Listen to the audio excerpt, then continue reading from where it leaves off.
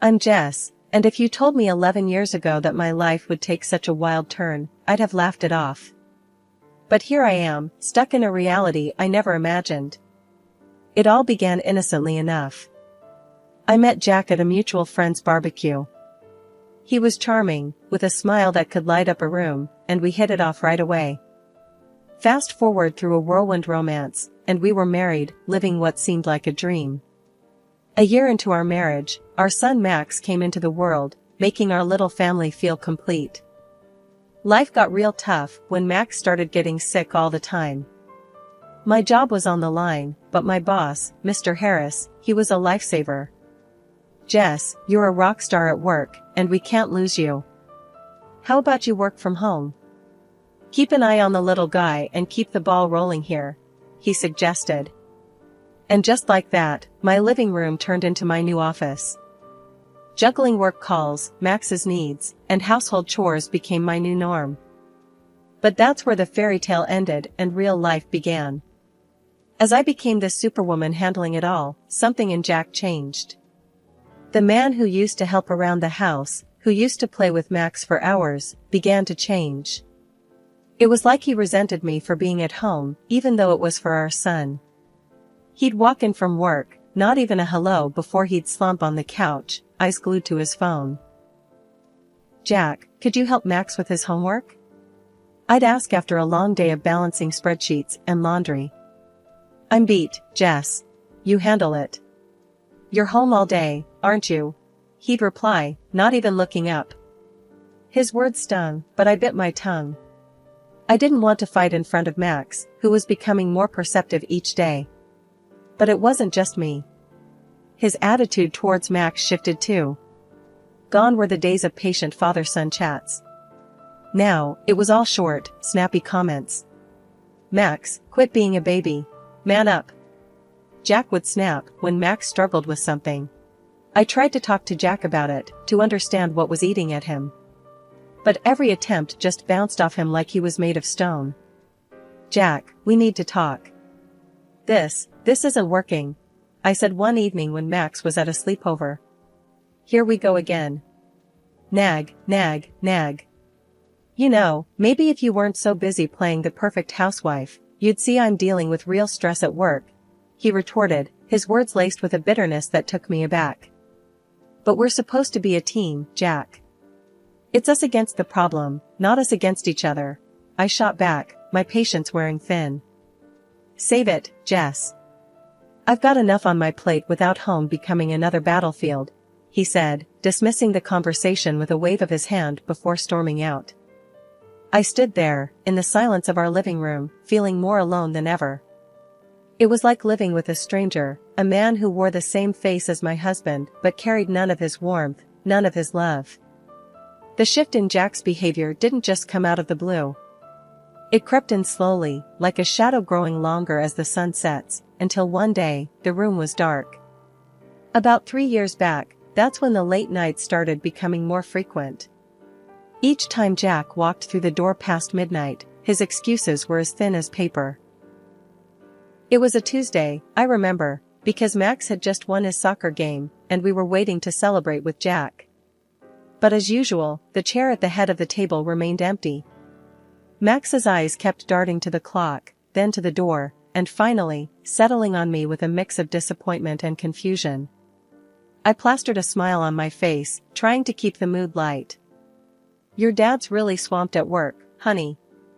But he's so proud of you, you know that, right? I reassured Max, but the words felt hollow even to me. It wasn't until much later that Jack decided to grace us with his presence. The sound of the door creaking open pulled me out of my troubled thoughts. I was sitting at the kitchen table, the remains of a celebration that never was laid out in front of me. Jack walked in, looking worn out, but there was something else in his demeanor, something off. I could smell the faint trace of perfume, definitely not mine, and it made my stomach churn. Jack, where have you been? Max waited up for you. He won his game today, remember? I tried to keep the accusation out of my voice, but it was hard. The game. Yeah, work, Jess. It's killing me. You know how it is. Jack mumbled, not even bothering to meet my gaze as he made a beeline for the fridge. No, I don't know, Jack. It seems like work is all you ever have to say these days. And what's that smell? Since when do your colleagues wear such strong perfume? I pushed, the words spilling out before I could stop them. Jack's head snapped up, his eyes narrowing. What are you implying, Jess? That I'm cheating on you? That's rich, coming from someone who's holed up here all day. The accusation stung, and I felt my face flush with anger. I'm here taking care of our son, our home, while you're out there doing God knows what. And it's not just the perfume, Jack. I found a strand of black hair on your jacket. Last time I checked, my hair was blonde. Jack let out a scoff, his ego inflating like a balloon. Oh, please, Jess. You're being paranoid. You think just because I come home smelling like someone else's perfume, I'm having an affair? Maybe you're just jealous. Maybe you still want me, huh? I was taken aback by his mockery. It wasn't like him. The Jack I knew would have reassured me, would have laughed it off and made me feel like a fool for even doubting. But this man, this stranger in my kitchen, he was egging me on, almost enjoying it. You think this is funny, Jack? Our marriage is hanging by a thread, and you're standing there making jokes? What happened to you? My voice broke, the frustration and hurt I'd been bottling up finally spilling over. Jack shrugged, his expression cold and detached. Maybe I've just had enough, Jess. Enough of this domestic bliss you keep trying to shove down my throat. I'm out there busting my ass every day, and I come home to this nagging and suspicion. You want to know where I've been? Out, where I don't have to deal with this crap. With those words, he grabbed a beer from the fridge and headed towards the living room, leaving me standing there, a mix of disbelief and anger coursing through me. As I heard the TV flick on, the familiar sound of laughter from some late-night show filling the house, I realized that the gap between us had grown too wide to bridge with mere words. The day started like any other, with Max's laughter filling the house as I juggled work and household chores. But a call from Mr. Harris changed everything. Jess, we need you in the office today. Big client coming in, and we can't do this without you, he said. I was torn. Max was down with one of his fevers again, and with Jack's unpredictable schedule, I couldn't just leave our son alone. I called Jack, hoping he'd understand the urgency. Jack, it's important. Mr. Harris needs me at the office. Can you come home early today? Max isn't feeling well. Jack's response was a cold splash of reality. Are you kidding me, Jess? You know I can't just leave work in the middle of the day. Handle it, like you always do. His words stung, but there was no time to argue. I called Helen, Jack's mom, and thank heavens, she agreed to help. Of course, dear. You go and take care of your work. Max will be fine with me. The meeting was intense, but we nailed it. Mr. Harris suggested celebrating at a nearby restaurant, and though my mind was at home with Max, I couldn't refuse. We settled into our seats, the clinking of glasses and the murmur of conversations around us. But as I scanned the room, my heart dropped. There, in a dimly lit corner, was Jack, his hand on another woman's, their heads close together in intimate conversation. I felt like I'd been punched in the gut. Mr. Harris noticed my pale face. Jess, are you all right? You look like you've seen a ghost. I shook my head, not trusting my voice. I need a moment, I managed to say, my legs shaky as I stood up. I headed to the restroom, my mind racing. This couldn't be happening. Not Jack. Not us. But the truth was right there, laughing and flirting over candlelight. I splashed water on my face, trying to calm the storm inside me. As I looked in the mirror, a fierce determination replaced the shock. I wouldn't let this slide. Not this time. Back at the table, I apologized to Mr. Harris and the clients. I'm sorry, I need to take care of something urgent. Please excuse me.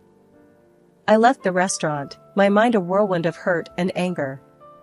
Jack didn't even notice me leave, so engrossed was he in his affair. I made it home, my hands trembling as I opened the door. Helen was there, her concerned eyes meeting mine. "Is everything all right, dear?" I couldn't spill it, not then. "Just a rough day at work, Helen. Thanks for watching, Max." Helen gave me a knowing look. "Anything you want to talk about?" I forced a smile. "Nothing to worry about. Just work stuff." "Thanks again, Helen." After Helen left, the silence of the house wrapped around me. The image of Jack with that woman replayed in my mind. But I wasn't about to let anger take the wheel. This fury was fuel. Jack had made his choice, and now it was my move. The game had shifted, and as the night crept in, a plan began to form. A plan to make sure Jack regretted betraying the family he took for granted. The next morning felt heavy, like I was carrying a weight around my heart. Jack had left early, his usual routine, acting like nothing was wrong. But everything had changed for me. As I watched Max play, his innocence a stark contrast to the mess of our lives, I knew I had to act. But how? I couldn't just confront Jack without proof, and my word against his wouldn't hold up. I remembered a conversation with a friend about a private detective they had used. It seemed like a drastic step, but desperate times called for desperate measures. I waited until Max was settled with his video games, then I made the call. "Hello, is this Mr. Reynolds?" I asked, my voice barely above a whisper. "Yes, this is he." "How can I help you, ma'am?" came the reply, professional and to the point. I took a deep breath. I need your services. I suspect my husband is involved with someone else. I need proof." Mr. Reynolds was all business. "I understand, ma'am. We handle these cases with utmost discretion. Can you tell me more about your situation?" I poured out the details, the late nights, the perfume, the restaurant incident. Mr. Reynolds listened without interruption, then said, "We can start surveillance on your husband immediately. We'll gather evidence and keep you updated. My fee is—" I agreed without hesitation. The price didn't matter, I needed the truth. Days turned into weeks, and each time Mr. Reynolds sent over photos or snippets of conversations, my heart sank a little more. Jack with the same woman, at restaurants, at a park, and once, chillingly, at a jewelry store. It was like watching a train wreck in slow motion, each piece of evidence a brutal confirmation of Jack's betrayal. One evening, as I sat staring at the latest set of photos, Max came up to me. "Mom, why are you sad? Did something happen?" I quickly hid the photos and forced a smile. "It's nothing, honey. Just some work stuff. You know how it is." Max looked unconvinced. "If Dad is making you sad, I can tell him to stop. He should be nice to you." I hugged him, tears threatening to spill. "You're such a good boy, Max. But it's not your fight. Mom's got this under control, okay?" Max nodded, but his eyes still held worry. It broke my heart to see him like this, but it also steeled my resolve. Jack had to be held accountable, not just for me, but for Max's sake too. Max's 10th birthday should have been a day of joy and laughter, a celebration of a decade of life. The house was decorated, the cake was ready, and Max's eyes sparkled with excitement. But as the day unfolded, it became clear that it was going to be anything but typical. Jack, once the cornerstone of our little family, had been drifting away, his presence now just a shadow. This day was no different. "Jess, work slammed. I can't make it," he said over the phone, his voice as cold as the winter wind. I watched from the window as he drove off, leaving a cloud of dust and a heavy heart behind. Helen and George, Jack's folks, did their best to fill the void, their faces a mix of concern and disappointment. The party was in full swing, the sound of children's laughter a bittersweet melody. Then, out of nowhere, my phone shattered the calm. Jack's voice, panicked and loud, boomed through the speaker. "Our son's been hit. He's at the hospital now." The room froze, the festive air turning to ice. But there, right in front of me, was Max, safe and unharmed. "Jack, check your number." "Max is right here, safe and sound," I said, my voice steady, betraying none of the turmoil inside. There was a pause, a moment of silence that felt like an eternity. Then, a quiet, "Sorry, wrong number," before the line went dead. The room was thick with confusion and unspoken questions. I gently nudged Max towards his room, his new video game in hand. "Go on, sweetie." "I'll be right there," I said, mustering a smile that felt more like a grimace. Once Max was out of sight, I turned to face Helen and George. Their faces were a mix of shock and worry, a silent demand for an explanation hanging in the air. "Helen, George, there's something you need to know," I began, my heart heavy. "Jack hasn't just been buried in work. He's involved with someone else. They have a child together, a little boy." The words hung in the air, heavy and suffocating. Helen's eyes welled with tears, and George's jaw clenched, his anger barely contained. "Jess, are you certain?" Helen's voice was a whisper, her world crumbling. I nodded, the truth a bitter pill. "I've seen them, heard their conversations. It's undeniable." The room was silent, the weight of betrayal pressing down on us. "We're with you, Jess. Our son, doing this, it's unforgivable," Helen said, her voice quivering, but strong. George stood up, his posture rigid with resolve. "Jack will have to face us, to explain this madness. He owes you, answers." The rest of the day was a haze. The candles were blown out, the cake was cut, but the joy was overshadowed by the storm that loomed on the horizon. As the sun set, casting long shadows across the room, I realized that this was no longer just my battle.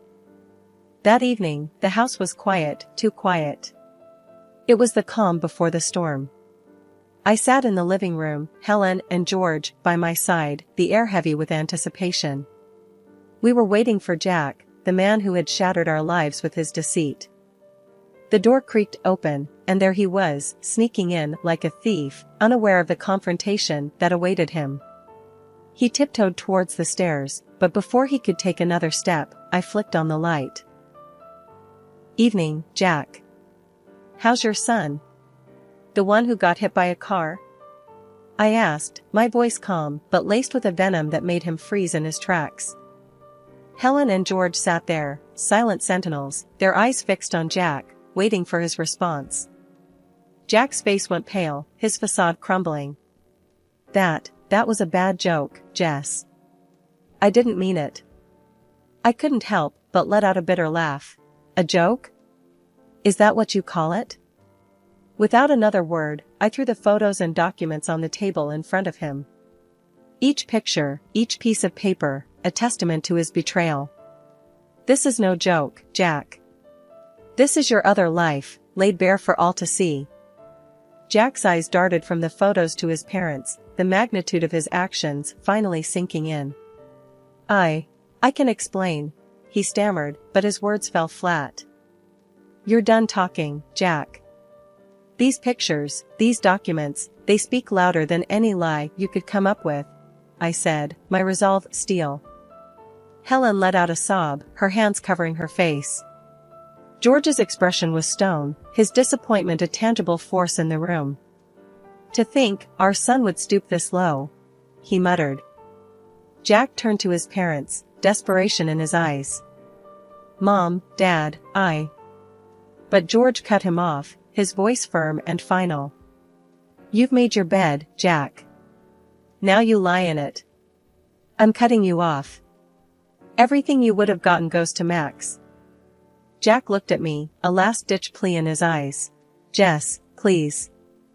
I'll do anything. Don't do this." But the time for mercy had passed. "You had your chance, Jack. Now it's time you face the consequences. I want a divorce, and I'll make sure you pay for every heartache you've caused." The room was silent, the finality of my words hanging in the air. Jack, defeated and broken, gathered his things, his departure marking the end of our life together, but the beginning of a new chapter for me, for Max, for us. Days after Jack's departure, the echo of the door slamming still hung in the air, like a bad odor. I thought I'd seen the last of the drama, but I was dead wrong. The doorbell rang, a sharp, intrusive sound that felt like an invasion. Standing there, with a smirk that could sour milk, was Jack's mistress, her confidence as misplaced as her morals. Well, if it isn't the jilted wife. Time to pack up, darling. Jack's with me now, and so's everything that was yours. This pretty little house? I'm thinking curtains, maybe some new furniture. Her words were like nails on a chalkboard. I couldn't help but laugh, the sound bitter. You're dreaming if you think you can claim my house. This place? It's from my family. Jack couldn't lay a claim on it if he tried. Her smug expression faltered, confusion and anger warring on her face. She whipped out her phone, her false nails tapping furiously. Jack, you better explain this right now. You said this house was ours. In no time, Jack was at the door, his face ashen. The house, it's Jess's, he stammered, avoiding my gaze. The mistress's face turned a shade of red I didn't know existed. You pathetic liar. You promised me a fairy tale, and now you're telling me it's just a bedtime story? I watched the drama unfold, my arms crossed, a smirk playing on my lips. But I had one more card to play. Seems like we're airing dirty laundry today. Why not throw in these? I said, slapping the photos on the table. Looks like someone's been two-timing. Here you are, leaving a hotel with another man. Care to explain, sweetheart? The room erupted into chaos, a tornado of insults, accusations, and shattered illusions. I stood there, the eye of the storm, watching the destruction. Thinking of a paternity test, Jack? Might want to find out if you're really the daddy. The aftermath was a scene from a soap opera. The mistress, her dreams shattered, stormed out, leaving Jack standing in the ruins of his choices. And me? I stood tall, the victor in a battle I never wanted to fight. The final chapter of the tumultuous saga brought both closure and new beginnings. The divorce was more than a legal separation, it was the severing of ties that had bound me to a life of uncertainty and betrayal. Jack, in a desperate attempt to cling to a shred of dignity, underwent the DNA test, only to have his illusions shattered. The child he thought was his bore no trace of his DNA. Helen and George, once the loving grandparents and in-laws, now stood as my steadfast allies. George's decision to create a trust fund for Max wasn't just about securing a future for his grandson, it was a statement, a clear denouncement of Jack's actions. This boy's future won't be clouded by his father's shadow, George had said, his voice heavy with a mix of anger and resolve. The house, once filled with laughter, then whispers of betrayal, was now a sanctuary of peace. It was during one of these quiet evenings that Mr. Harris, or Tom as he insisted, visited. His presence had always been a source of comfort, but this time, there was a different energy about him. Jess, I hope it's okay, me dropping by like this. Tom began, his hands slightly fidgeting, a contrast to his usual composed demeanor. I offered him a smile, the familiarity of his presence a welcome comfort. Of course, Tom. It's always good to see you. He hesitated for a moment, then took a deep breath. Jess, I've been doing a lot of thinking, especially after everything that's happened. I've seen you handle life's curveballs with such grace and strength. It made me realize something I should have acknowledged a long time ago. The air felt heavy, charged with unspoken words and emotions. Tom, what are you trying to say? His gaze met mine, earnest and unwavering. I love you, Jess. Not just as the brilliant colleague you are, not just as the friend who's been by my side. I love you for the incredible woman you are, for the strength you embody. I want to be there for you, for Max, if you'll let me. The confession, honest and raw, stirred something within me. A mix of surprise, fear, and a flicker of hope. Tom, this is a lot to take in. I appreciate your feelings, truly. But I need time, to process, to understand what this means for me, for Max, for us. Tom nodded, understanding etching his features. Take all the time you need, Jess. I'm not going anywhere. I just wanted you to know how I feel, to understand that whatever the future holds, I'm here. As he left, the silence of the house enveloped me. The words we'd exchanged echoed in my mind, a gentle yet profound reminder that life still had surprises in store, that maybe, the end of one chapter was simply the beginning of another.